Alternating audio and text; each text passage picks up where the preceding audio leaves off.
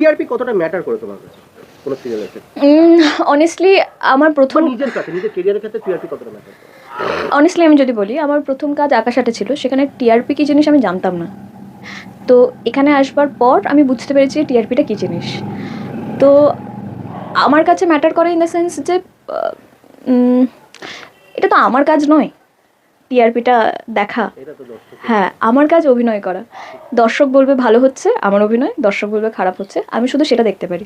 TRP কি আসছে না আসছে, কেন আসছে কম, কেন আসছে বেশি, সেটা আমি যেতে পারি না, ওটা ঠিক নয়। একদমই তাই। একদম শেষ জিনিস সেটা হচ্ছে যে নতুন বছরে শুধু এ বাংলা নয়, ওপার বাংলার মানুষকেও একসাথে কি বলতে চাইছো? Happy new year!